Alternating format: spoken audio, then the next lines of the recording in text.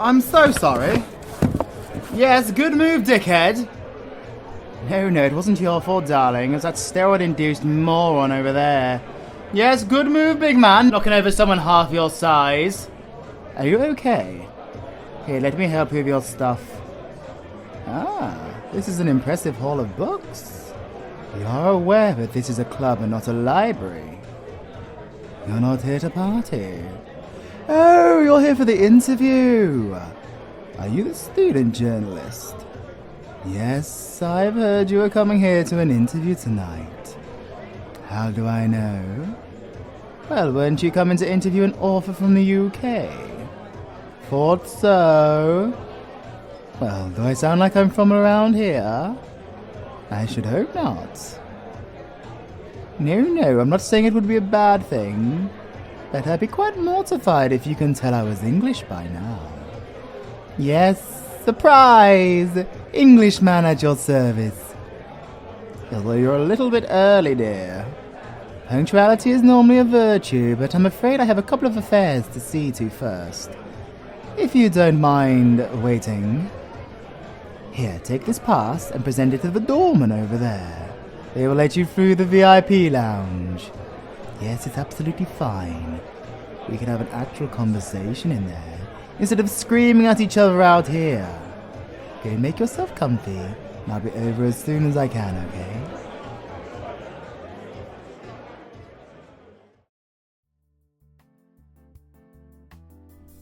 Hello! Thank you so much for waiting. Hope I didn't keep you waiting too long. Are they treating you okay? Did they offer you a drink? You only want tea? My dear, it'll be my pleasure to share my time with you for this interview, but I must insist by the laws of hospitality that you share a drink with me. Something to warm the blood. Excuse me, waiter. One old-fashioned, please, and what are you having? The same, eh? 2 old-fashions, please. I must say I'm impressed. Not very often you find a student who enjoys a drop of gold watch. Gold watch? No, I'm not talking about jewelry. Gold watch is Cockney rhyme and slang for Scotch. You've never heard of Cockney rhyme and slang? It's almost like a second language, you could say. Bits of a dying art where I'm from. You want an example? Okay. So I popped in my jam jar on my way to have a ditty bird with a young septic tank, and I had to leave them on the Jack Jones, so I thought there might be a little bit of elephant's trunk by the time I arrived. Latterly, I find them looking cushy at the VIP K Nable with a cut of Rosie Lee. It was then that I realised when looking back at their boat race that they had rather lovely mince pies. Did that blow your mind? Don't worry, even us Brits wouldn't understand a word I just said. Crash course for you. A dicky bird means having a word, like we are having now. And Rosie Lee means tea, the fine beverage you're drinking now, and potentially offending the bar staff. Anyway, enough of the mucking about, as us British speakers might say. You have some questions. What am I doing in America? Is that an interview question? I'm only pulling your leg, sweetie. Messing with you. I go a long way back with the owners. We were in business for some time, and I funded the venue's construction. I lived around here some years ago, before immigration laws became a little tighter. I thought it would be easier to go back home and return on occasion. Oh, I can stay away. I enjoy the cuisine too much here to stay away for too long. You're not a fan. Well, some food can be a bit fatty, but I've caught myself some healthy meals here in my time. I talk like I'm an old man. How old do you think I am, sweetie? 28. Oh, you are sweet.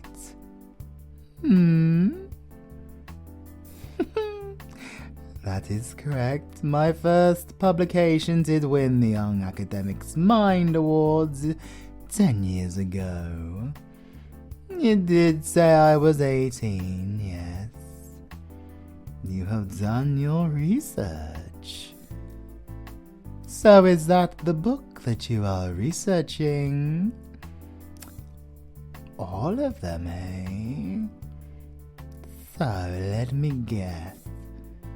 A journalist researching the societal structure of vampire societies. Close enough? Here we are. Thank you. Cheers. May God bless ya and the devil miss ya. Another British saying for you. So, what is the subject of your research? Comparing vampire societies between the UK and the United States. Interesting. Yes, my first book did cover the first laws of integration for vampires into human society. No. You're more interested in the fourth publication. The theories regarding vampiric influence on the laws of integration. Quite a controversial piece.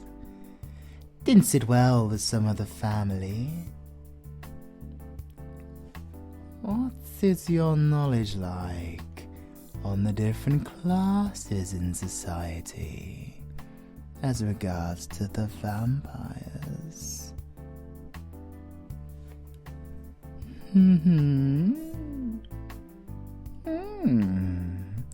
Quite well informed for American education. Oh no, I didn't mean anything rude by it, sweetie. I do apologize. It's just that your information on vampire societies within the UK is a little bit off. You see, as you know, the laws are quite different between our countries. The UK embraced integration after the Demon Emergence War some time ago, while the Americas clamped down on their borders. Neither should be judged, as each perspective is unique. London took a battering, and the country would have been destroyed if the vampires and werewolves didn't get involved. From my memory, the vampires over here were busy indulging in quite the serial killing blood banquet. I remember thousands went missing in the US. The UK courts, making their existence known to the world, was all the Americans needed to expose the American courts. The result being, as you know, no more American vampire courts. A well overdue purge, if you ask me.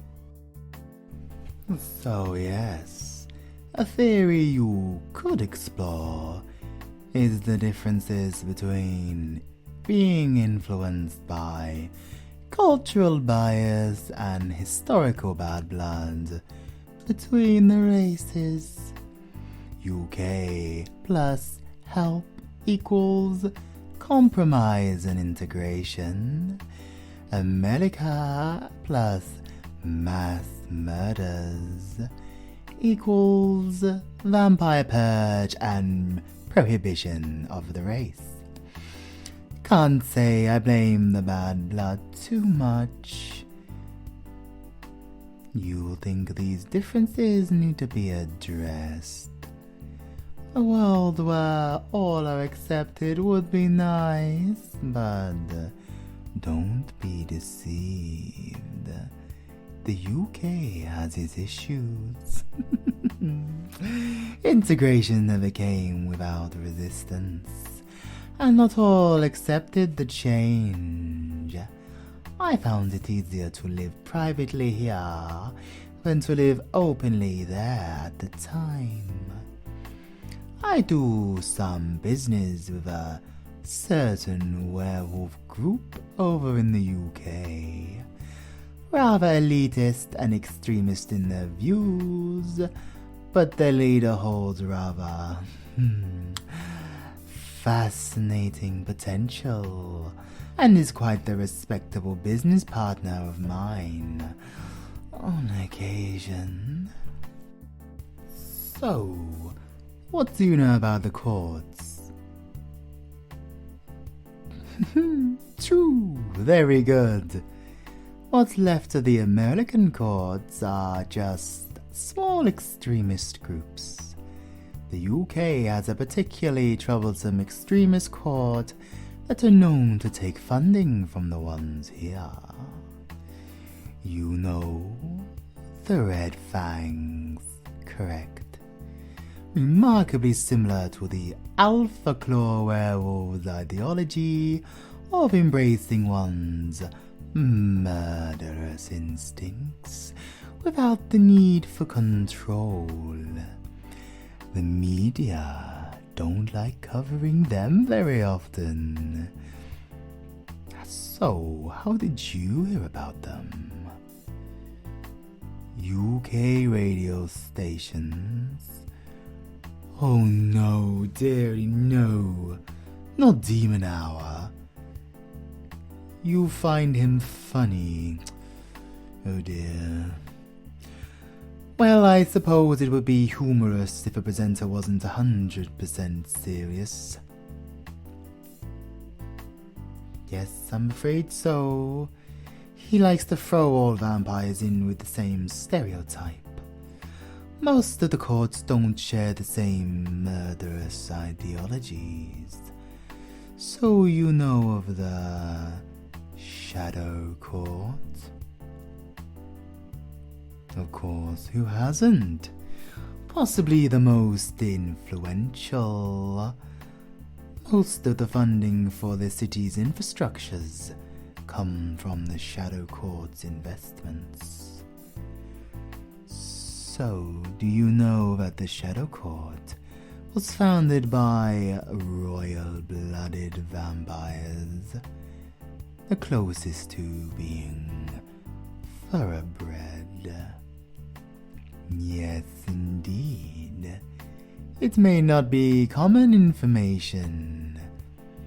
The vampires are not fond of that information being shared.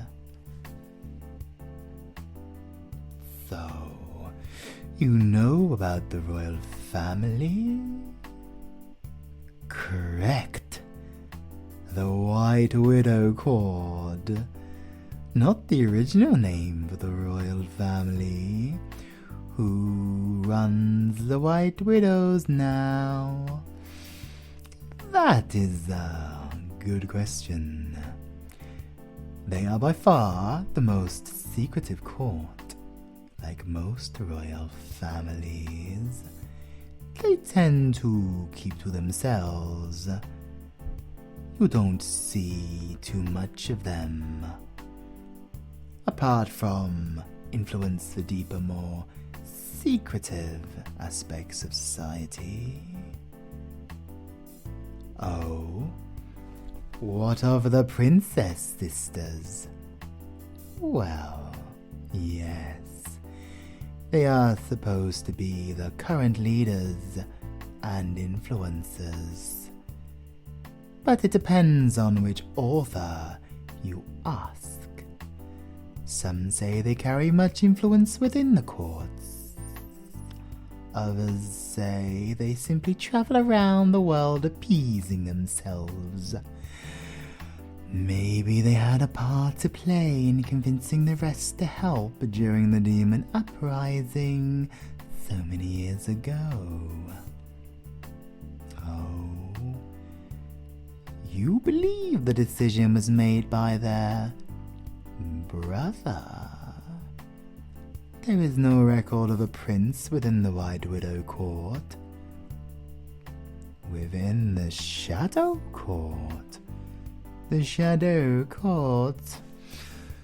The royal bloodline side of that court was denounced before the uprising. Excuse me? You have evidence of this? Show me. This is a witness report from the war. This is the declaration of war on demons by the Unified Vampire Courts. Public knowledge. Yes, I see the signatures. What about that one? You think it matches mine from my book? Quite the coincidence, yes. This. Where did you find this? Yes, I know what it is. The royal records of the White Widow Courts. The symbols on here are worn as pendants around the necks of the two princess sisters, you say? Interesting. Where did you find these records? Quite the researcher, aren't you? Yes, the pendant on my neck does indeed match. So this is unexpected. Here is my theory. Little student journalist isn't really here to learn about the differences between the UK and USA courts.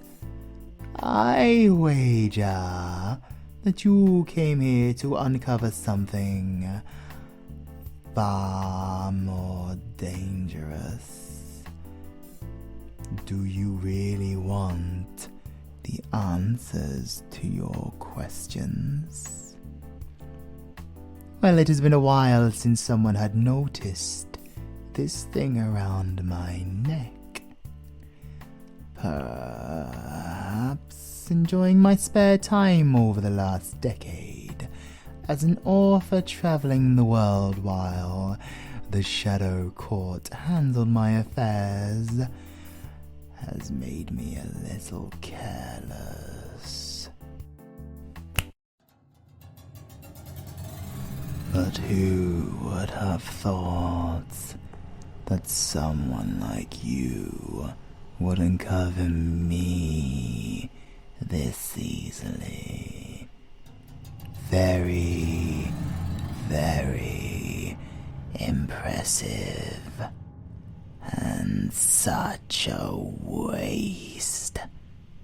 Why? Well, let me theorize this. A young, eager student decides to research into the existence of one of the most secretive and potentially deadly vampires ever. One who evidently didn't want to be found. Once found, do you think this vampire would allow this little journalist to leave? Not that it was my intention to let you leave either way. Well, anyone with basic research capabilities would know that this bar opened 60 years ago. That would have given it away from the start. I was expecting you to realize that I was, and run away much sooner. But you came into this knowing what I was, didn't you? You just wanted to know who I was. Such a brave and clever little journalist. So here is another theory for you to consider. If I sank my teeth into your throat, do you think I could drain you dry before you managed to scream? Shall we indulge this theory?